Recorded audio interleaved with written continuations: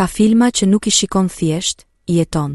Muzika, fytyrat e aktorëve, fjalët që mbeten proverb, të gjithë bëhen pjesë e kujtesës kolektive. Kjo video është një udhëtim përmes 10 veprave që kanë rritur breza, kanë shënuar standarde dhe kanë folur me guxim në kohët e tyre. Nga epika historike, te komeditë brillante dhe drama që të shtrëngojnë zemrën, këto tituj janë shumë më tepër se filma. Janë dritare nga ku shohim veten si shoqëri. Para se ta nisim numërimin nga numri 10, mos harroni të abonoheni në kanalin ton dhe të komentoni për filmat tuaj të preferuar. Lirja vdekje, 1979.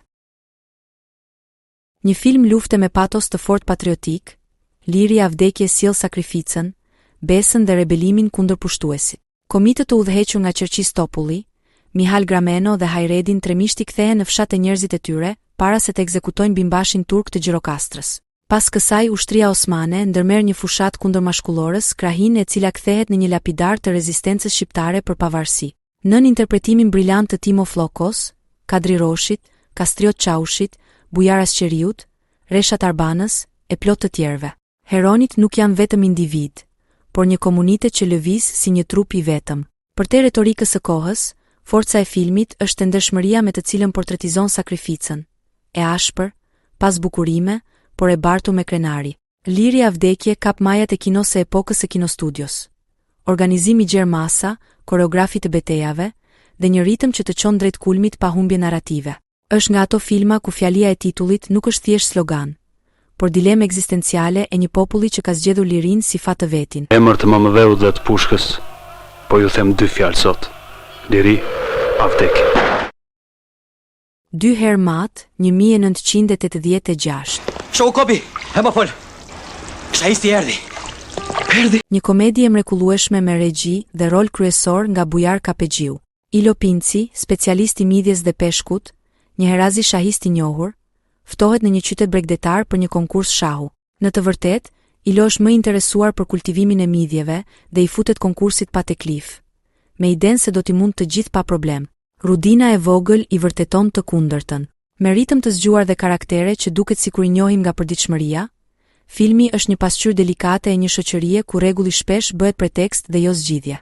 Roli i Kapexhiut bashkë me trupën krijon një ansambël ku batuta lind nga situata, jo nga klishet. 2 herë mat është një kujtesë se satira më e mirë nuk bërtet, nënqesh. Dhe pikërisht ajo nënqeshje e gjatë është arsyeja pse filmi mbetet i dashur e i ripashëm. Cuk, po ti do më vdesësh mua. Vdekja e Kalit, 1992.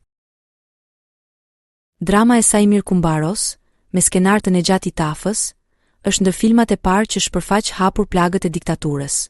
Në sfondin e spastrimeve politike, urdhria absurd për të vrarë kuajt e regjimentit bëhet metaforë therrse e shkatërimit të jetës së dinjitetit.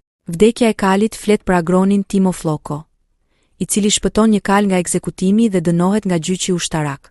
Gruaja e tij, e cila luhet nga Raimonda Bulku, vendos të ndërmarrë masa ekstreme. Të lë një ndjesi të hidhur, të nevrikos dhe është fantastik. Filmi flet pak dhe thot shumë.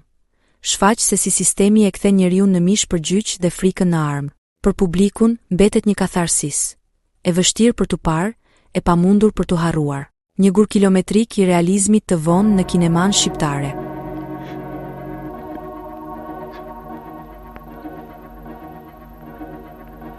Tomka dhe shokët e tij, 1977.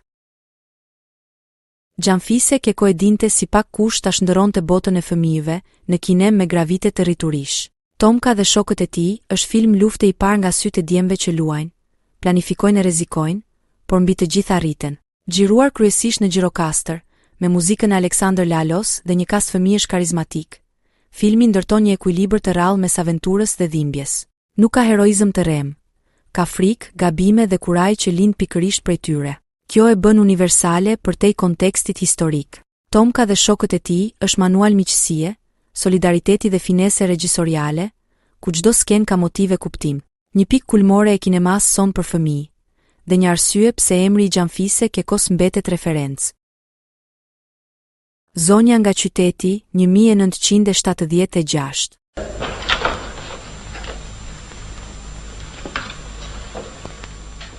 Mirë ditë. Mirë ditë. Hajde. Urdhëra. Koçi! Koçi! Më falni, u tova fare. Hajde, urdhëra. Komedë e paharrueshme e Piro Milkanit, ku Violeta Manushi krijon një nga figurat ikonike të ekranit shqiptar. Komedia për zonjën dhe të bijën që shpërngule nga qyteti në fshat, është një perlë e kinematografisë shqiptare.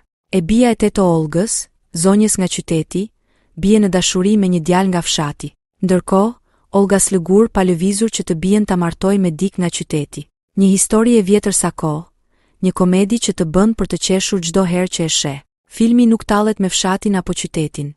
Tallet me mendjemadhësinë, me paragjykimet dhe me të duhurit e pamend. Dialogët e mpret, situatat e ngjeshura dhe ritmi i thjesht, por i saktë e bëjnë komedinë të ripërtypshme pa u plakur. Ajo çfarë mban të freskët është zemra.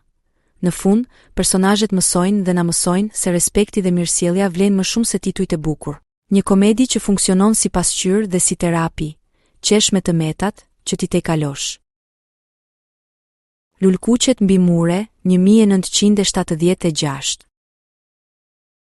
Një dramë e Dimitër Anagnostit me zemër të madhe.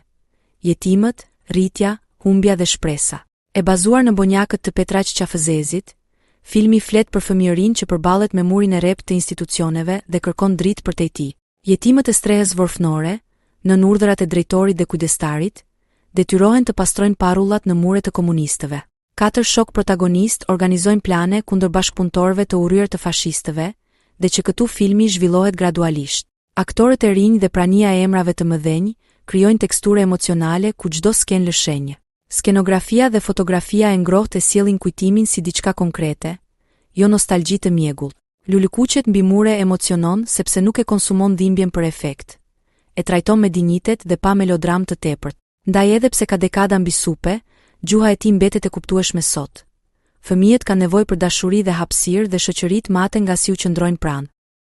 Ndriti jeta dhe kudo që mund trumpeta, ngreuni dhe bjeruni, korrini dhe shtypini, katundare punëtor, që nga Shkodra, Gjerë Vlorë. Gjoleka, djali i Abazit, 2006. Lezër, po vim parat.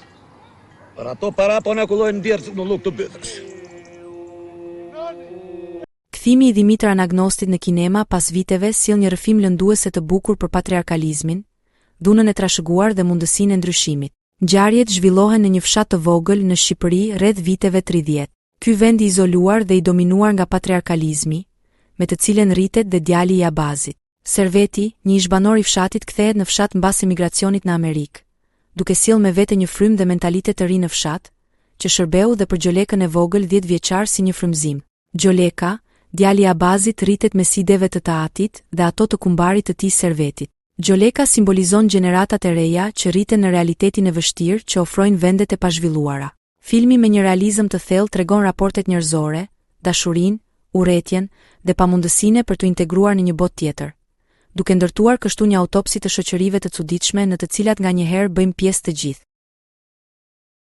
Skënderbeu, 1953. Epika historike që e vuri Shqipërinë në hartën e kinemas ndërkombëtare të kohës. Filmi flet për jetën e Skënderbeu, nga lindja deri në vdekje.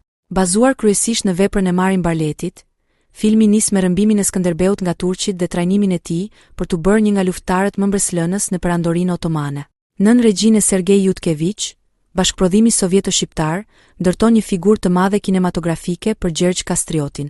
Muzika, koreografit masive dhe skenat e betejave krijojnë një spektakël klasik, ndërsa praninë e aktorëve shqiptar e lidh fort me identitetin. Sot, filmi lexohet në 2 plane. Dokumenti i ambicies kulturore të një epoke dhe një monument kinematografik për heroin kombëtar. Edhe pse estetika e tij është e kohës, dimensioni mitik dhe solemniteti mbeten referencë ku flasim për kolosët e ekranit. Një vepër që i dha kinemas shqiptare përmas të gjerë dhe vizion ceremonial. Përrall nga e kaluara, 1987. Një dramë komedi historike nga Dimitër Anagnosti, e bazuar në veprën e Çajupit, që tall me ëmbëlsi zakone të vjetra dhe dogma shoqërore.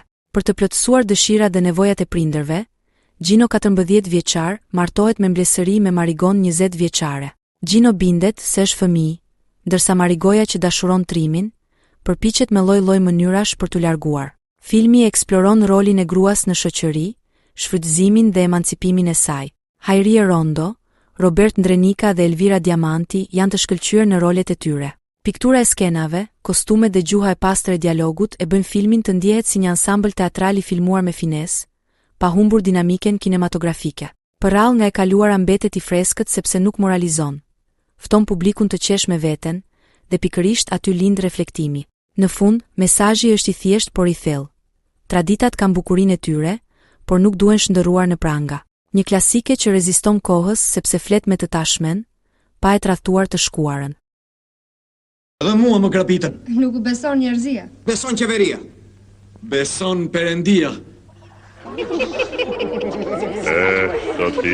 Sotir. Nëntori i dytë, 1982. Filmi i Viktor Gjikës për pavarësinë është kinem solemne dhe emocion i pastër. Me skenar të Dimitër Shuteriqit dhe Kiço Blushit, vepra ndërton tension historik me gjakftotësi regjisoriale. Diplomaci, intriga dhe momente që shtyn historinë drejt 28 nëntorit. Personazhe janë figurat më të famshme të kombit si Ismail Qemali, Isa Boletini dhe Luigi Gurakuqi luajtu nga më të mirët e skenës shqiptare. Fotografia dhe muzika e bëjnë filmin të ndihet si dokument ceremonial i një kombi që gjen zërin e vet. Sot, nëntori i dytë lexohet si një tekst identitar. E mëson publikun të dojë simbolet, por edhe t'i kuptojë si rezultate përpjekjesh reale, jo vetëm legjenda. Një klasik që i mbjeton kohës sepse gjen ekuilibrin e vështirë mes patosit kombëtar dhe narrativës kinematografike. Lumdoro Ismail Qemali. Mirë se na erdhe is, qofshka më mbarë.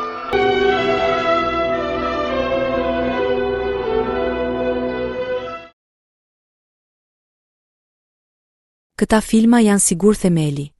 Mbi ta mbështetet mënyra si kemi mësuar të qeshim, të qajmë, të debatojmë e të ëndërrojmë. Nuk janë të përkryer, ashtu si ne, por kanë sinqeritetin e veprave që janë bërë për të jetuar, jo thjesht për t'u parë.